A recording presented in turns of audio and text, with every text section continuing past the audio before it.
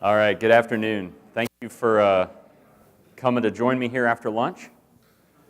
My name is Seth Hanford. I'm going to be talking through a topic on defending blue teams, right? Defend defenders, managing and participating in excellent teams.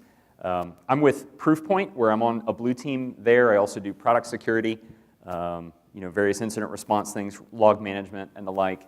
But I've spent some time in the management side. I'm back to working in my team capacity as an individual, but I hope that sort of some of the things that I've learned over the last several years will be useful and helpful to you.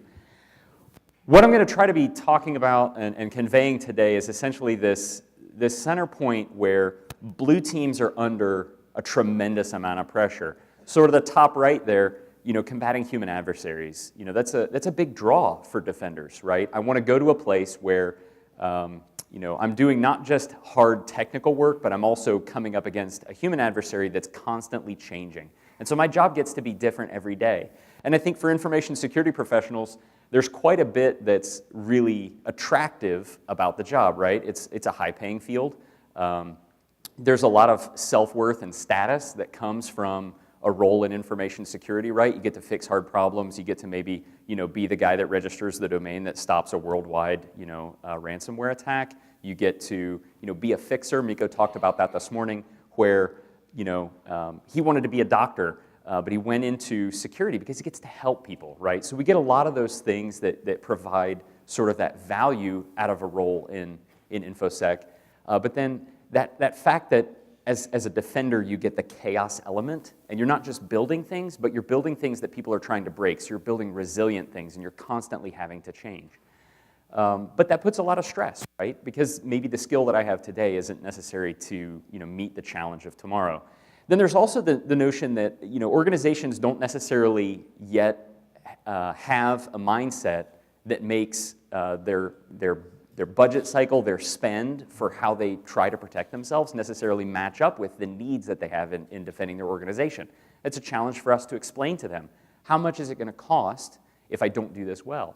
And so you are often in this cycle where some big breach happens, some major event happens, maybe a serious event for your company or for your industry, and all of a sudden you have budget. And so you're like, okay, I'm going to do this, I'm going to do this, I'm going to spend what I can to prepare, and then you hit this trough where you're maybe constrained on the resources that you have. I can't buy the technology I need, I can't hire the people I need, I can't go to the places that the business needs me to go in order to protect it. And then the defenders also are under this pressure of, look, lots of people are interested in hiring information security folks. You have enough talent, you have enough skill, you're in the field. It's often the case that the grass is greener on the other side. My company can't necessarily pay me the amount of increase this year that I could get if I go some other place.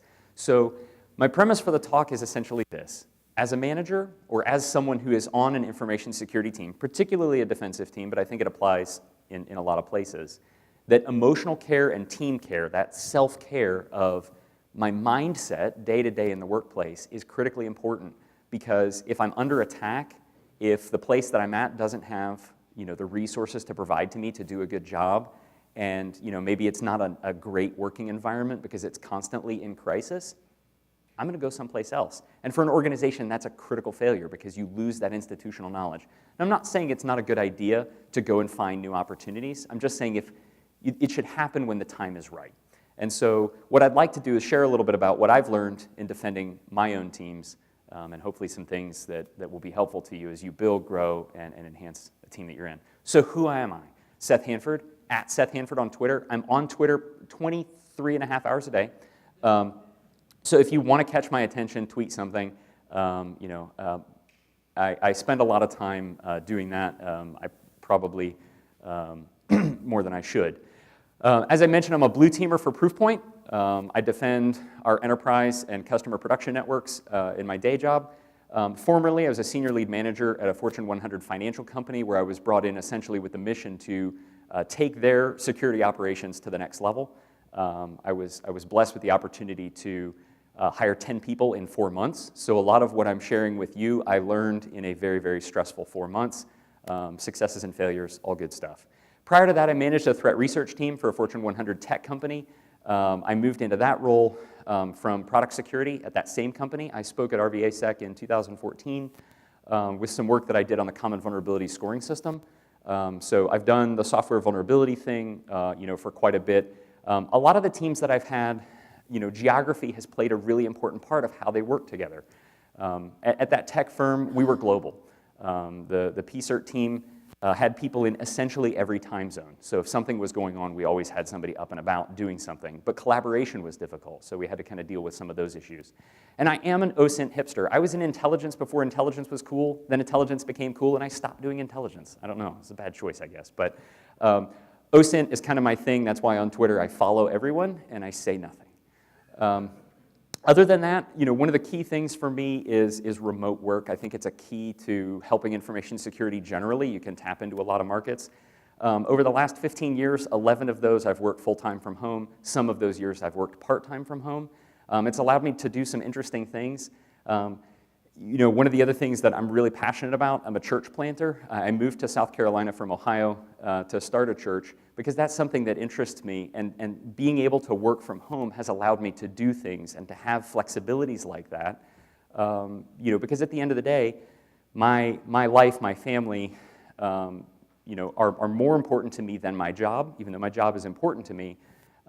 That's true for many people in their teams. The passion that drives you during your day isn't necessarily the stuff you do at work. For some of us, the stuff we do at work is really cool, but it's secondary. So understanding that and understanding sort of what motivates people is a real key to, sort of solving the problems, that I'm going to be talking about today. So what is the who am I for you? My hope is this isn't a talk that speaks only to managers, even though, kind of having been a manager, I kind of get stuck in PowerPoint mode, I get stuck in Excel spreadsheet mode, and I tend to think and talk like a manager. But I'm not a manager now, and I know that many of you are not also. So my hope is that some of the things that I've got up on this slide make sense to you, right? That it doesn't take a people management role to be a leader. You can be a coach, you can be a mentor, you can care for people and what they're doing and how to help make them better without having sort of a formal responsibility that, I'm the team lead, I'm the manager. If you're a manager, if you're building a new team, if you're trying to keep your team together, if things are working well, but you're like, I'm not really sure why they're working well, and I hope that I can continue to make them work well. I'm in a challenging situation, of one sort or another. I'm hoping that this speaks to you. So, what is it? What isn't it? This is about self and team care. This isn't professional mental health or counseling. It's maybe a little bit, kind of rough thing to start off with, but there are really serious problems that a lot of people can deal with if they're in crisis situations. I know, that's maybe true in some industries or, military situations more than others, but, that's not what I'm doing here. I am encouraging growth and challenge. I think we learn a lot when we're in periods where we have to change because things are really tough, but I'm not advocating staying in toxic environments. I know for a lot of us, our jobs are stressful enough. If the actual, sort of management and team framework is really toxic and it tears you down every day, don't stay in that. That's not the growth and challenge I'm talking about. But I am saying just because there's a pay raise somewhere else, don't necessarily jump ship. You might grow a lot more by sticking with something that's a little bit less obviously good as, going and getting, that huge bump or, great relocation package or something like that. What I'm going to try to do, I mentioned I did open source intelligence. I took tech subjects and I made them accessible to non-technical people. I'm going to turn that on its head, I hope, and take a non-technical subject and make it accessible to technical people, because I think for many of us, we're really good at solving tech problems, but when it comes to talking to somebody about, business drivers and, OpEx and CapEx and, what do I do there? My eyes glaze over and I say, is there Python for that? Like, what do I do here? But I'm going to use modeling, but I'm not encouraging rigid modeling, okay? I don't want you to think, I need to have like a framework and I need to, kind of get something together that I can really put everything in a box. It's more about taking something that you may be comfortable with and use that to help you understand the business. And then finally, it's anecdote, it's mental models. This isn't social science, this isn't research. I don't have charts and graphs. I'm just going to tell you what I've done that's worked. So we're going to use the concept of threat modeling, but this is the last slide and hopefully the last time that you'll hear me say the word threat. If I say the word threat again, raise your hand, catch me, right? Because words matter. In business, leaders in other parts of the business, people that you're supposed to partner with can really be, can make your life difficult when it comes to solving the security problems that your organization has. But If you refer to your chief financial officer as a threat and you document that, that could be a career-limiting move, right? Don't do that. Resume-generating events, we're trying to avoid those. So we're going to use the word challenge here because those words matter. I want you to be able to document this stuff because it's going to help you down the road to be able to say, hey, 6 months ago we were having this issue, I documented it, I go back, I look at it, I say, yeah, I think I've solved that. It's going to help you. So we're doing challenge modeling. So what is challenge modeling? How are we going to do that? Well, we're going to take the other kind of modeling and we're going to say, what can I learn from that? So with the apologies to every security architect out there, I'm totally taking something from a page out of that book, and this is our approach. We're going to identify assets. We're going to create an architecture overview, so in that case, it's going to be our team and organization.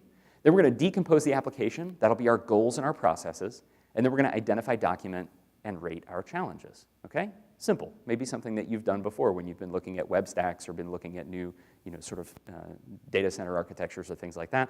Things that you need to do and kind of, decompose and build some defense in depth. We're going to do that here. So when I say assets, what am I doing? Again, not rigid. I break this down into 5 things. You could do 6, you could do 7, 2, whatever you want to do.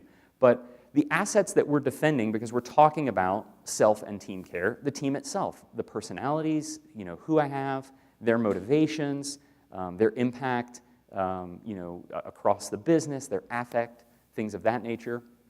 What partners do I have? This can be internal or external to my organization, right? My CISO is a partner.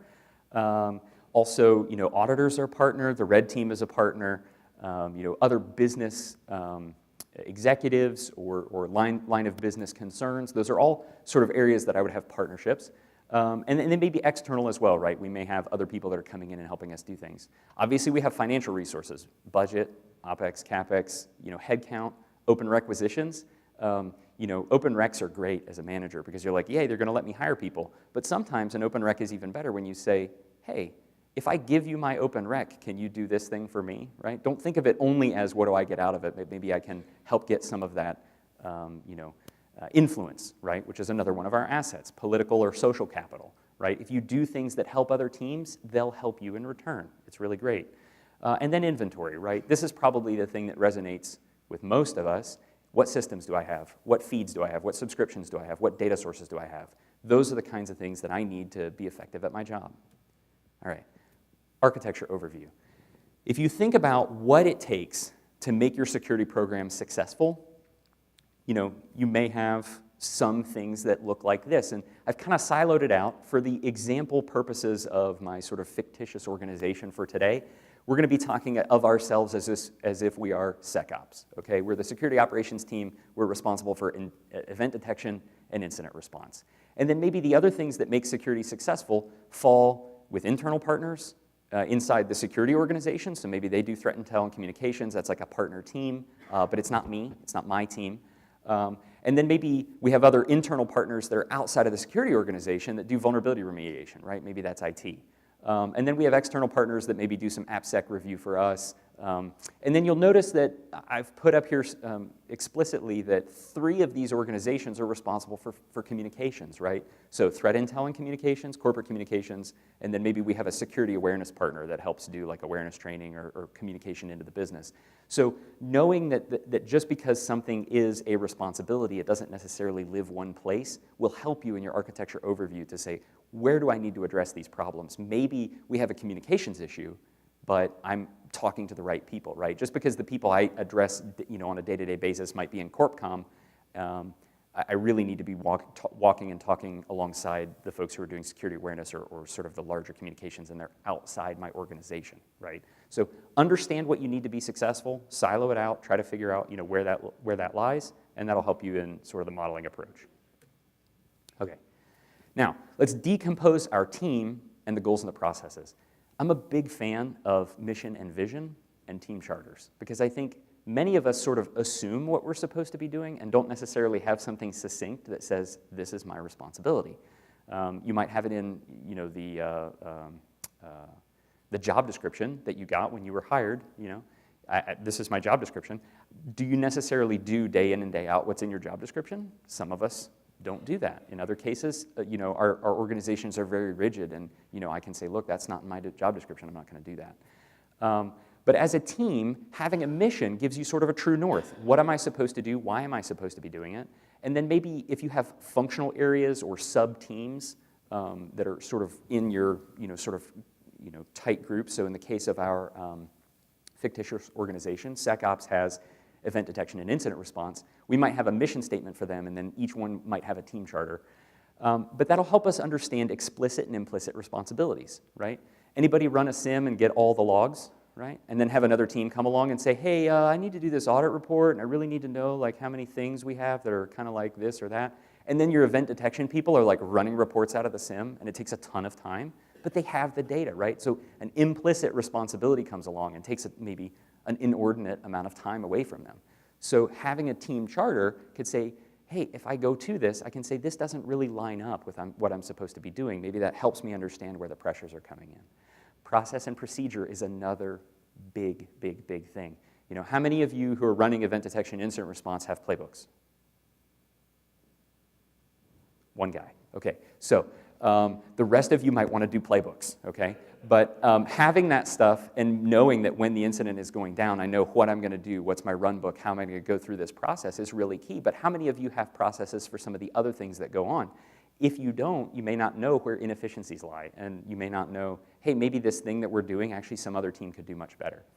And then consider time-based challenges. When I look at teams that I participate in, I want to know that not only am I growing as an individual, but my team is moving forward. I'm getting better at stuff. And the things that are difficult for me today, I overcome, and they're less difficult for me tomorrow. The model that I use for this is a capability maturity model. 5 levels. Number 1, I have a plan. Number 2, I'm acting on the plan. Number 3, I'm measuring the plan. Number 4, I'm growing because of the measurements I made of the plan. And number 5, I'm automating it, and I'm outsourcing it. I'm giving it to somebody else. So a time-based challenge would be like, okay, so right now my threat intelligence is a 1. I have a plan. And in 18 months, I really need it to be a 3. I need to be operating against my plan and measuring it. So how do I get there? I'm going to enumerate some challenges that say, what's in the way of me getting from a 1 to a 3 in the next 18 months? Okay, so it's not necessarily what do I have today, but also where am I going? So an example. My mission for SecOps is protecting the information resources of company by monitoring for information security incidents and responding to contain, eradicate, and recover from them. That has nothing to do with helping fill out audit reports, right? But I may be asked to do that. And then as a team charter, my event detection team says, continuously improving our ability to promptly and effectively triage and disposition the security events that threaten our organization. And the incident response team is dedicated to consistent and repeatable investigation, crisis management, and containment, eradication, and recovery of information security incidents. Okay? So incident response has a crisis management function, but maybe there's another portion of your organization that doesn't let you do crisis management. So you need to decide, does that belong in my charter, or do we need to work with them, right? Politics may arise, and friction may result.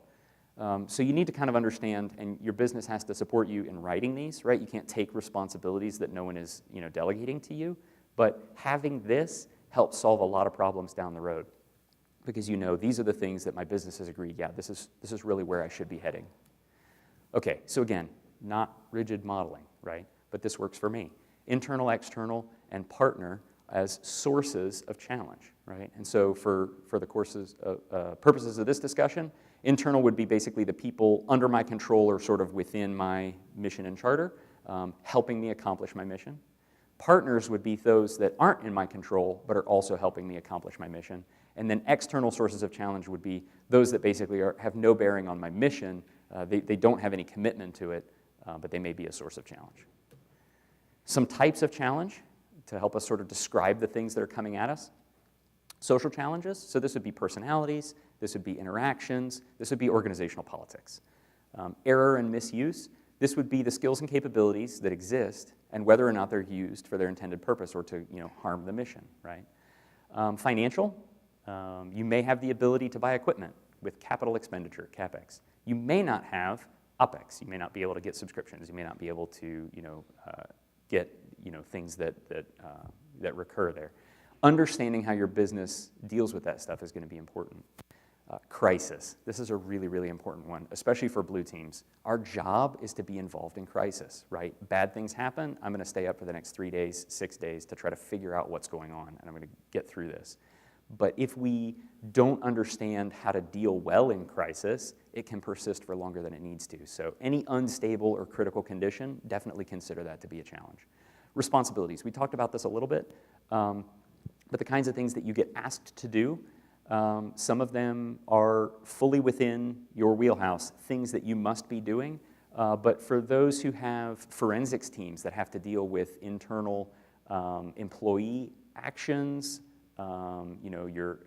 this employee is not really doing what they're supposed to be doing with their time. We want you to check out what's going on in their computer.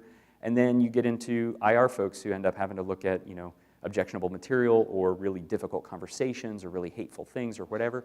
Those responsibilities affect people emotionally, right? If you do a lot of that, you take that home with you, right? And so those kinds of things wear on the team. So understand how your responsibilities are affecting the people that you're working with and that are working for you. And then physical and environmental. Health problems, right? I have, a sick mom and I gotta go and take care of her, and that's really difficult. We just had a baby and, they have a lot of issues. They're gonna be in the hospital for a while. My health is failing. Whatever it is, personal life stuff, physical challenge is gonna be an issue. Workplace conditions. If you work in an industrial facility, if you work in the military, if you're in a place that is a very difficult place to be physically and it wears on you, if you're in an open cube environment, like all the noise and everything every day and I can't concentrate on what I'm doing, those kinds of things wear on you and you need to understand, are they adversely affecting the team? So those kinds of types of challenge. And so what might this look like? What might a documented challenge, Imagine you have an external partner that does pen tests for your organization. And they come in and they've found this really whiz-bang cool thing, and it's great, but it's not the most severe thing in the world. But when they write their report up, they make it out to be the most important thing that you need to be dealing with. And as your SecOps team, hey, look, we've got these other things. We've got old unpatched vulnerabilities. We've got all this organizational politics that's preventing us from getting a good password policy in place. And that cool whiz-bang thing, it's a real thing. We do need to care about it, but it's not high priority. But the report they write and they put on an internal partner's desk and say, hey, internal audit team, you hired us to come in and do this penetration. This is what we found. This is the most critical thing that they need to deal with because, somebody presented about at a conference last week and they need to solve it. That becomes a challenge. And so we might document that because it's going to give us some issues in a variety of ways. So what do we have? Our source is an external source, the pen test team, and also a partner, the internal team that's receiving the report. The type of challenge is that it's social and responsibility. Your internal partner may say, yeah, I trust this pen test team more than I trust you. They have more capital, more social capital with me. They're the expert and you're just a coworker. They have more clout.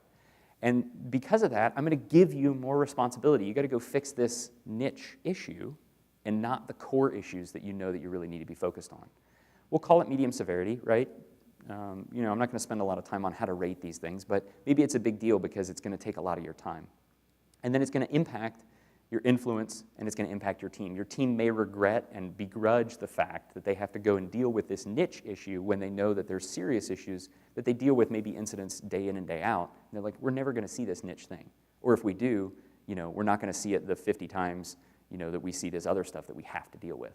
And it's going to, if you don't manage this well, if you don't handle how you interact with the auditor, if you don't handle how you interact with the red team that's come in, it could damage your influence and down the road prevent you from handling other issues. If you throw your arms up and say, I'm not doing anything with that report, that's ridiculous. Passwords are more important and that's just dumb, right? You're going to lose the ability to influence other people. You got to know how to navigate this stuff. So the first step is let's document it, let's figure out how to do it. So that's sort of the setup. That's what I want to try to get you to think, hey, maybe I can use this sort of modeling approach to get me down the road of starting to design some defenses that are going to protect my team, help retain, attract, and help them deal with things more down the road. So let's dive into some challenge mitigations wherein we defend the defenders. So what kinds of things can we do to combat social challenge types? This is obviously, it's not exhaustive, but I kind of want to just spark some interest and get you thinking about how might I do this stuff. So one of the key things that I think has been tough for us in InfoSec, and if you're on Twitter, maybe not as often as I am, but if you're on Twitter, you'll notice that many times the discussions come up, how do I hire InfoSec people? How do I break into the industry? In fact, I met a couple of the speakers last night who are giving a talk, the high school guys, if you were here for the CTF challenge, they're going to be talking, I think, at like 4 o'clock today, how to break into industry, right? What did they do? So if this interests you, go see their talk. I know I'm going to be sitting in on it.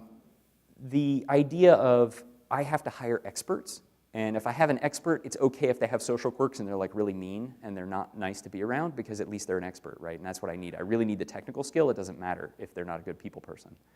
But Google looked at this, and obviously Google has a reputation for having a really stringent hiring process, really difficult things. It's like if I get through the interviewing process at Google, that's a badge of honor. But what they found is they reviewed all their hiring data. Nice is what mattered. The teams that did well at Google were the teams that had nice people on them, not the people who could do all the technical challenges that they needed. Across the board, it was nice. And what did nice mean to them? It meant that people on the team respected other people's emotions and that they allowed others to contribute to the conversation equally. You didn't have people who were dominating. Everybody had a voice, and when things were shared, concerns were shared, it was respected. That's what it is. And they found that's what led to success. And I've found this, especially with the distributed teams that I've been on, the fact that I myself have been a remote worker, you need to have collaborative communication, right? Back in the old days, that was IRC. Today, there's Slack, right? Whatever it is, getting into a chat room that's persistent where people can talk and kind of go through this stuff. And I'm going to talk a little bit in the crisis section about how to exit crisis well. But I feel like you need to have a place where people can be social. It's easy to do if everybody's in the same physical location, but when it's virtual, you have to know, hey, look, it's okay to blow off some steam. Now, house rules.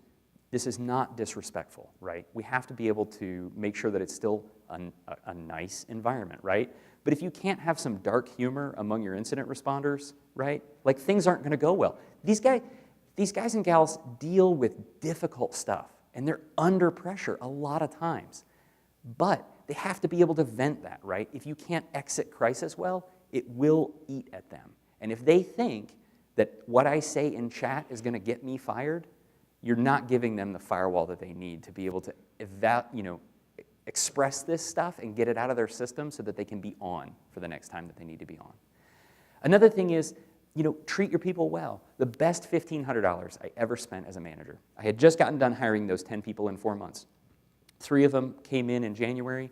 3rd week of January, I said, hey, you're all coming to town, and we're going to do a team event. Everybody's going to get to meet each other because you've never worked together before, and I've never met you. All the hiring was done over the phone or video chat. So they showed up. I took them all out to one of those Japanese teppanyaki restaurants where they light the volcano of onions on fire and the whole bit. And then we went to this place that had the cheapest deal on, it was bowling, laser tag, arcade games.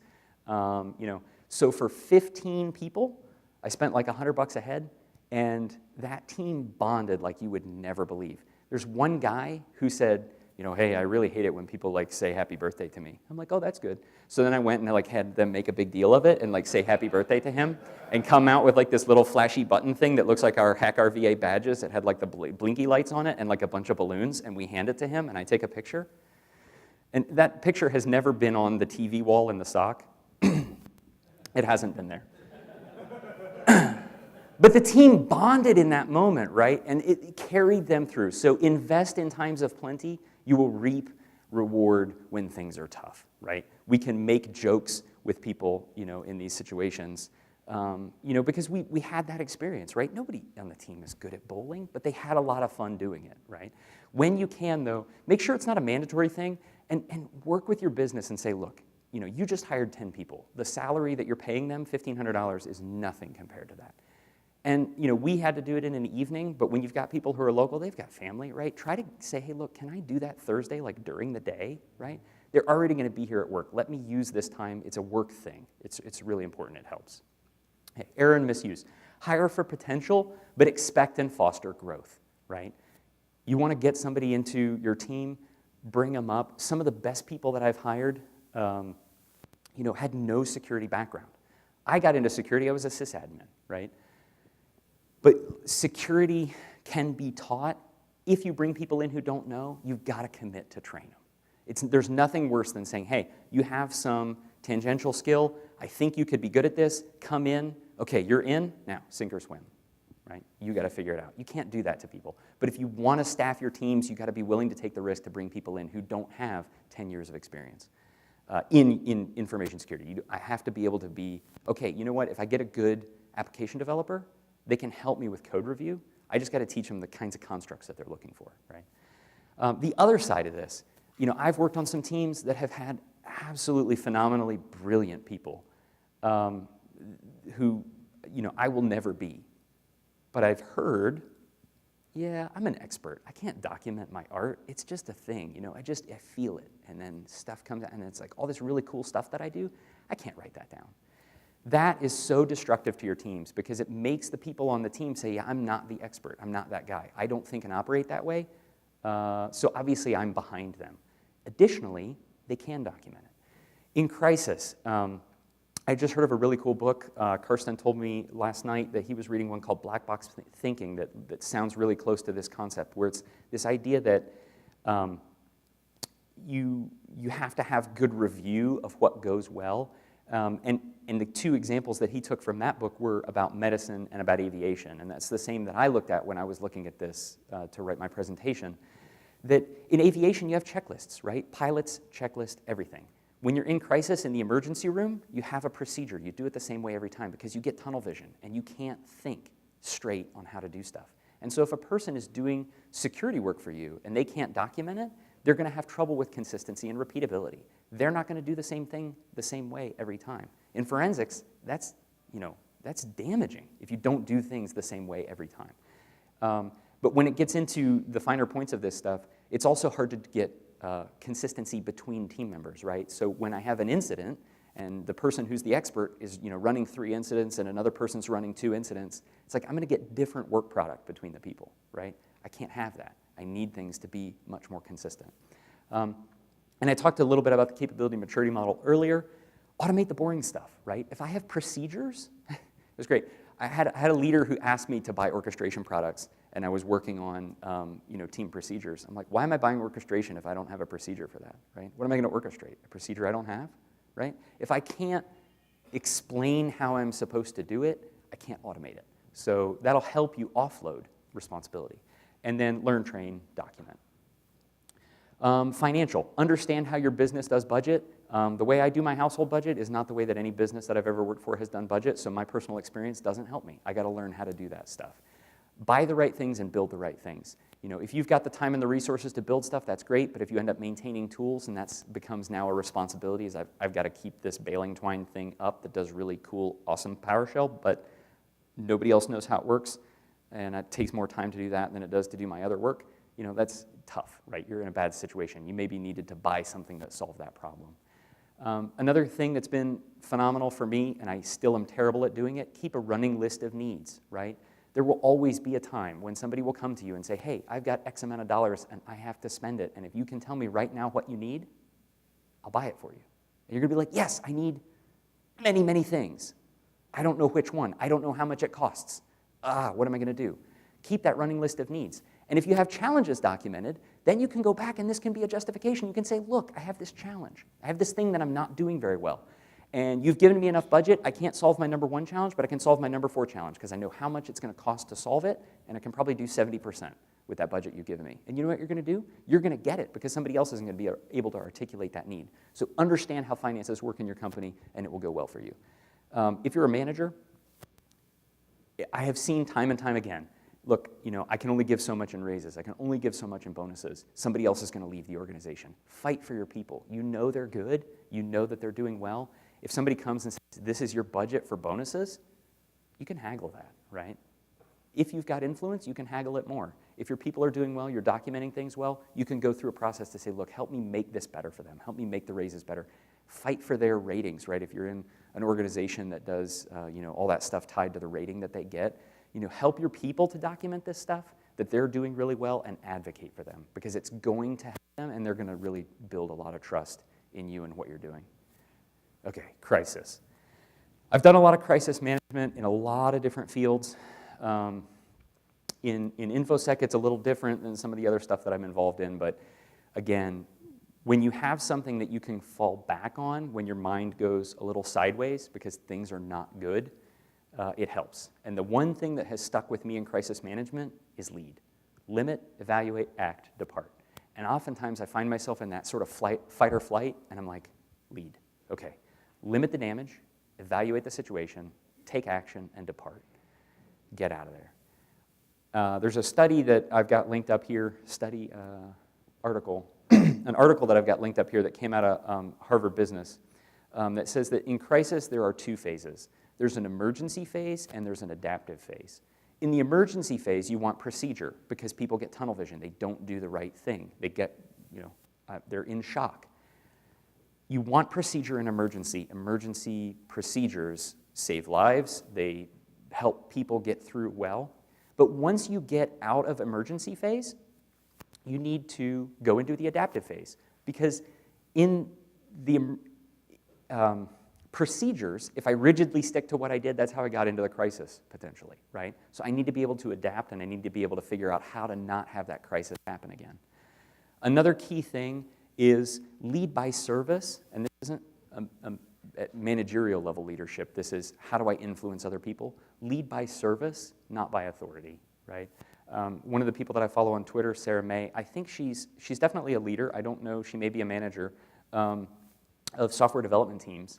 And she has this really, really great thread there, so you can catch this. It's a Twitter link, so the numbers are long. But it was a really great thread about how when things are going well and you're a servant leader and you're helping people and you're like, hey, we've got all this stuff to do. Which of those things can I help you do? You build a lot of capital with people. And then when it's a crisis, you break out authority. And you're like, all right, do this, do that. Okay, this needs done. It needs done now. If you lead by authority all the time, it wears down people. And when you lead by service and it comes to crisis mode and you have to do authority, people step up. They're like, yeah, you know what? I know you've got my back in the easy times. I'm now going to listen to you. And even if I might push back on that because you kind of were a little bit, brusque or brief with me, yeah, no, I understand. This is serious. This is not how you normally are. I'm going to do this. So I definitely recommend following her. She has a lot of great insight into how to build teams and do things well. Okay, last thing, after action review. This is so key. I ask 4 questions. Anytime a big thing comes up, 4 questions. What was our plan? What did we actually do? What did we do well? What do we do better next time, right? That'll help you grow in ways that you cannot imagine. And after a crisis, getting to sit people down in a room that's a safe place, that if I say, hey, you know what we didn't do? 18 hours before things got really bad, somebody noticed this and nobody made the call to move forward. And that person didn't do it because I think, they weren't really paying attention to their job responsibility. That's a hard thing to say. But if you have a room where you can get the right people involved and someone can say that and not be, ostracized for doing that, it's not going to be a blame game. It's just like, look, they should have been doing something, they didn't do it, and we were 18 hours behind the 8 ball because they didn't. We need to fix that. If you can build that into your culture and you can take out of that an after-action review that doesn't make people's heads roll, but just is something that can actually be acted on to make the business better, you're going to really help your people. All right, responsibility challenges. We talked about the mission, vision, core versus context. Push back on the things that you can push back on, right? Just because I have all the log data doesn't mean that I'm the only person that has the responsibility to review the logs, right? I centralize them because I use them for security event detection, but you have local logs. You can sort that problem out. You can look at your own logs. Other cases, it may be beneficial for you to say, yeah, hey, that thing that you're managing that's really difficult and you have all this manual process, I could write a Python script that could do that. I could save you some time. You can use that to build social capital, right? Influence. Work with your business, work with your HR business partners. We talked a little bit about if I have people who have to look at pornography or I'm doing insider investigations and I have to read all these emails that are back and forth between 2 people and they're really hateful to each other. Those are things I have to carry home with me at the end of the day, and my job responsibilities, can really harm me. And then share the load, right? There's nothing better than training, and it's great when your junior people train your senior people, right? Because when your junior people sit down and say, hey, this is what I do every day, and your senior people say, oh yeah, okay, that's really cool. I get what you do. I don't have that as my core responsibility. Your senior people can step in and say, hey, did you know about this resource that we have over here, this website where it's got all this information that'll help you do that? Oh yeah, that's really cool. Or your junior people can say, oh, yeah, that thing that you guys end up doing, I bet you didn't know that we knew, so-and-so over in this other department, and those things that you chase down, I call them all the time. They've got, something that you could use. It really helps, right? So cross-training can help you, suss out those things in responsibility that'll help you improve your processes. This is another key one. Physical and environmental stuff.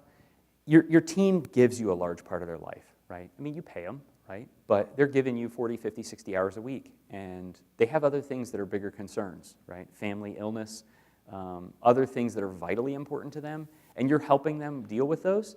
But if you don't make that a part of how you work with your people, it gets really difficult. So, try to be, liberal and helpful with vacations, time off, flexible working environments. Don't overlook physical comfort in the workplace. It can be really difficult to work in some environments. You got to deal with that stuff as well. So, people, process, and tech. You've got that limited resources. So thinking back to that Venn diagram, the thing that's a real challenge can be, I have limited resources to do my stuff. So in my opinion, people are the most important, process is the next most important, and technology comes in last. If I have great people and I have some process and basic tech, I can do a lot. Another thing, this is a really impactful book in my career and in my home life too, Getting to Yes, Negotiating Agreement Without Giving In. Another couple of authors that came out of Harvard, Fisher and Urey, wrote this. The idea is a lot of times when we negotiate, we say, okay, my budget is $60. I have a thing that costs $100, so I'll offer $20, and then we'll meet in the middle. We'll meet at $60, and I'll get my thing for $60. But it doesn't always work that way, because if I offer $20, somebody's going to say, no, I have it priced for $100. You're done, right? Negotiating agreement in the Getting to Yes model is I explain why it's valuable to me and what it's worth to me. You explain why it's valuable to you and what it's worth to you, and we'll get to solve the problem. I did this with an engineering team. I was running an operations thing, and they were running an engineering thing, and they thought that what we were asked to do was solve a problem. And what I thought was that they were supposed to design a solution to a problem that I had, and I was the customer, right? So we had totally different views of who was supposed to be doing what. And it was causing conflict like you would not believe. We sat down in a room for 2 hours. I came prepared to use Getting to Yes, and at the end of the day, I was able to walk away from that meeting. I gave up nothing. They realized, oh yeah, you are the customer. You are the one who has to use this every day. This thing that I built, or I was planning to build, would have done nothing to help you. So instead of me taking like half of their requirements and me giving them half of my requirements, they finally understood. They're like, oh yeah, no. What we need to do is build a solution that actually solves your problem. We get it. So that's not possible if you go in thinking that I have to, always compromise. I'm not saying compromise is bad, but this is a method of getting things done that you will have to compromise in some situations, but it's compromise based out of what is my need and not what is it priced at, right? What is the cost of it to do things this way or that way? And then listen to your team. Take input from them, prioritize their pain points, and look for things that are low effort and high gain. If I can gain a lot of social capital about writing a 55-line Python script, let's do that. Let's put some time into that. All right, attracting and retaining the people that you need. Can you compete in your metro area? Are there other businesses, like is your metro in one industry and you need people who know that industry? Well, you might be competing with bigger organizations there, and they may have more budget than you do, so you're going to be up against the wall. Remote is great for this. I shouldn't say this because it's being recorded. I'm really cheap, right? Because I work for a company in the Bay Area, and I live in South Carolina, right? It's a little bit different cost of living. But they get a lot of value out of me because, of my experience compared to my experience where they're paying, and so it helps them, right? When I was a hiring manager, it was fantastic for me to find people who were remote, who were good at what they were doing, who I could leverage to say, yeah, you know what, I think you're going to be fantastic at this, and it helps with that work-life balance. Because if a person wants to stay in Iowa, but they want to work for you and you're not in Iowa, that's a great deal for both of you, right? It can be a really, really good thing. Diversity is also key. If everyone on your team looks, thinks, talks, has the same experiences, when you get into crisis, you're going to solve problems out of the same mindset. If you have a diverse team that has different gender, racial, social, cultural economic status, things that they've brought into the team, and you're also a nice team like we talked about, so you're listening to other people and you're giving them equal time, and you're respecting their opinions and emotions, you're going to get a lot more out of it, right? Defense in depth. Be a firewall. If you want to do crisis communication well, a crash course in that is to watch the movie Apollo 13. Obviously, it's theatrical, but there's a great scene with Ken Mattingly who ends up getting measles, and they're like, hey, you can't go on the shuttle, right? So what does his boss do? His boss goes to the leaders, and he says, look, you have to let him on this flight. He's trained for this. He deserves it. You got to let him go. The flight surgeon says, he's a risk to the crew. He can't go. Then the boss comes back to Ken Mattingly, and he says, hey, I decided you can't go. What did he do there? He was an advocate for his team in front of the leadership. And when he went back to the team, he didn't say, oh, yeah, it was them. It's the flight surgeon. He's your enemy, right? No, he was a firewall. And he said, look, it's my decision. You can't go. You're going to be a risk to the mission. And what happened? They got into a serious crisis. And then what happened? They trusted the leadership on the ground because he hadn't done something that undermined it, right? By saying, yeah, listen to me, not the higher-ups, right? It also helps your people because then the leaders can come to you and they can say, you know what, person on your team, they are not doing what they need to do.